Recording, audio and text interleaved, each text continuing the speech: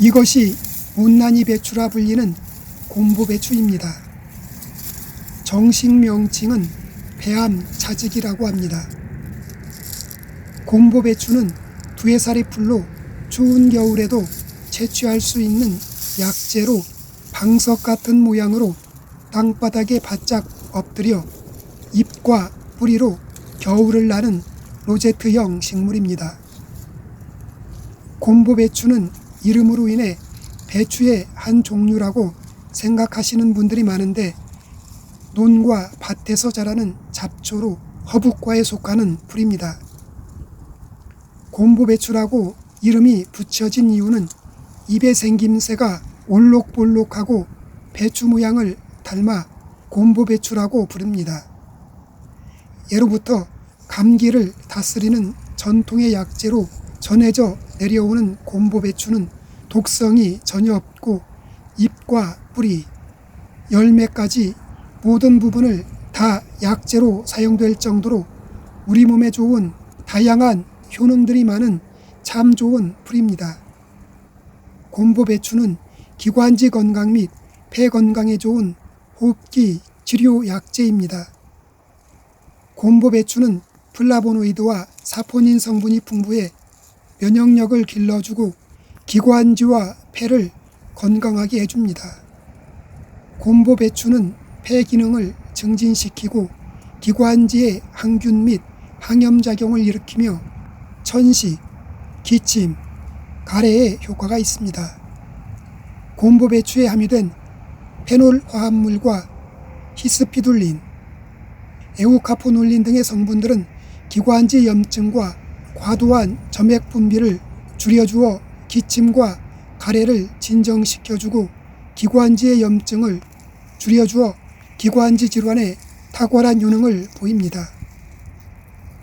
농촌진흥청 국립농업과학원에서는 천식에 걸린 쥐에게 약 7일 동안 추출물 형태의 곰보배추를 투여한 결과 기관지 염증과 과도한 점액 분비가 23% 가까이 억제되는 결과를 확인했습니다. 폐는 한번 망가지면 되돌릴 수 없을 정도로 고치기가 힘든 질병이 바로 폐질환입니다. 문제는 폐 기능이 50% 이상 떨어져도 특별한 증상이 없기 때문에 폐 건강이 악화되고 있는 것을 모르는 경우가 많다는 것입니다. 폐는 외부에서 다양한 세균들이 침투하기 때문에 세균 감염이 쉽고 한번 망가지면 되돌릴 수 없을 정도로 치료가 힘든 것이 폐질환입니다. 그래서 평소에 폐 건강에 관심을 갖지 않으면 나중에 큰 병으로 진행되기 쉽습니다. 한국인의 사망 원인 3위가 폐렴입니다. 요즘 각종 바이러스와 변종 바이러스로 인해 폐 질환에 대한 위험성이 점점 더 커지고 있습니다. 폐 질환이 발병되느냐 발병되지 않느냐를 결정짓는 것이 바로 면역력입니다. 그래서 내 몸의 면역력을 강화시켜주는 것이 중요합니다. 면역력을 높이면서 폐 질환을 예방하려면 폐 건강에 도움을 주는 약초들을 꾸준하게 섭취하는 것이 좋습니다. 폐 건강에 좋은 약초가 바로 곰보배추입니다. 최근 곰보배추에서 폐 건강에 도움이 되는 영양 성분들이 발견되면서 또다시 주목받고 있는 것이 바로 곰보배추입니다. 폐 질환 중 가장 치명적인 것이 폐에 염증이 쌓이는 폐렴인데 곰보배추에는 폐에 쌓이는 염증을 줄여주는 데 도움이 되는 플라보노이드, 페놀산, 항산화 성분 등 17종이나 폐에 좋은 성분들이 들어있습니다. 또한 곰보배추에 들어있는 사포닌 성분은 폐를 구성하는 폐포의 염증을 줄여주고 염증으로 인해 망가진 폐에 대해 면역체계를 안정화하는 데 도움을 주기 때문에 곰보배추를 꾸준하게 섭취할 경우 폐 건강에 많은 도움이 됩니다.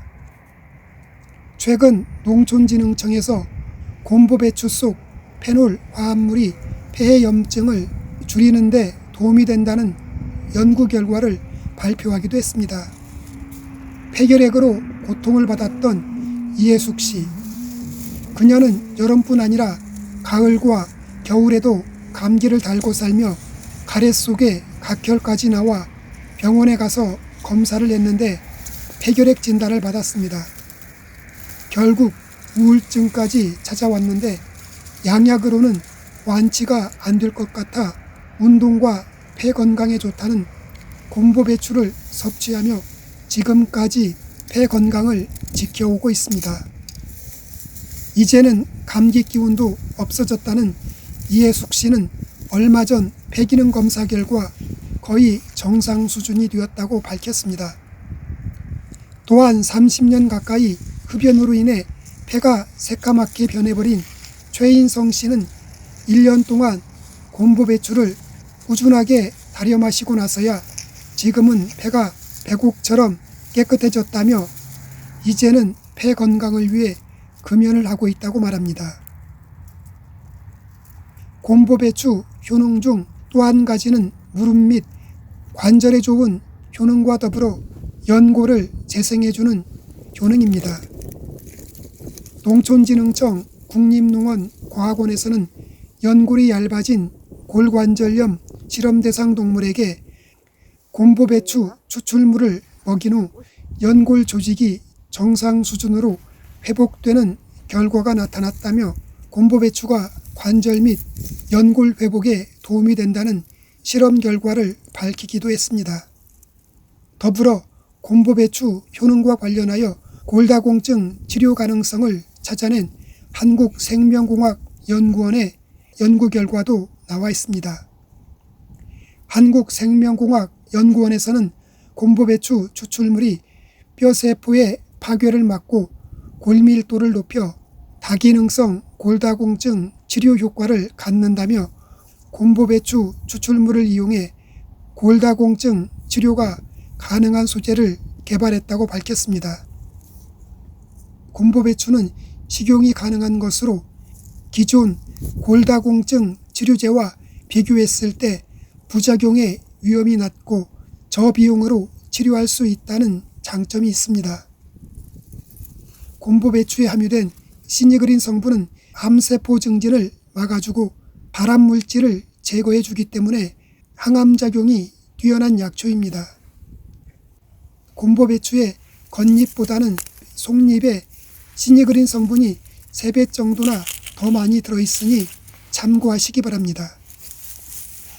곰보배추는 풍부한 식이섬유로 장의 연동 운동을 촉진시키고 장 운동을 활성화시켜 변비를 예방해 주는데 도움이 됩니다.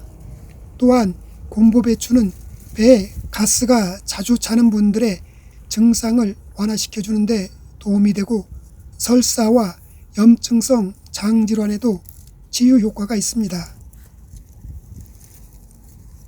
곰보배추는 불포화 지방산이 풍부해서 혈관 안에 쌓인 노폐물들을 체외로 배출시켜 피를 깨끗하게 해주고 나쁜 콜레스테롤 수치를 낮춰주어 심혈관 질환을 예방해 줍니다.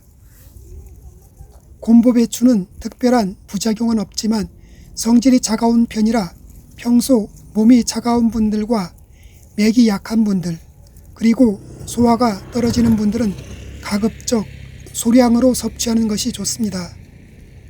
곰보배추는 체질에 따라 가벼운 두통이나 현기증, 목이 마르는 증상, 상복부 불쾌감 등이 발생할 수 있습니다. 곰보배추는 쓴맛이 강해서 건조해 가루로 먹거나 환으로 만들어 먹는 것이 좋습니다. 아니면 차로 달여 마실 경우에는 곰보배추 말린 것 5에서 10g을 물 1리터에 곶감 1개에서 2개를 넣고 끓여 마시면 먹기도 좋고 비타민 K의 체내 흡수율을 더욱 높여줍니다. 쓴맛을 좋아하시는 분들은 곶감을 넣지 않고 대추와 생강, 감초를 조금씩 넣어 달여 마시면 됩니다. 생 곰보배추를 달여 마실 때는 생 곰보배추 16g을 약불에서 5분 정도 프라이팬에 덮은 다음 물 1리터에 넣고 끓여주면 특유의 향이 은은해져 더 맛있는 곰보배추 달인물을 즐길 수 있습니다. 곰보배추 달인물은 하루에 한두 잔 드시고 곰보배추 가루는 하루에 한두 스푼 정도 드시는 것이 좋습니다. 곰보배추는 데쳐서 된장에 무쳐 먹어도 좋습니다. 먼저 물에 소금 1스푼을 넣고 끓인 다음 곰보배추를 넣고 20초 정도 데쳐준 다음 빠르게 찬물로 헹궈줍니다. 그런 다음 된장에 다진 마늘과 들기름을 넣고 무쳐 먹으면 폐 건강에 도움이 되는 곰보배추 된장 무침이 됩니다. 곰보배추는 의약품이 아닌 일반 식품으로 약성에 대한 효과는 사람마다 다를 수 있습니다. 오늘은 기관지와 폐 건강에 좋은 곰보배추에 대해 알아보았습니다.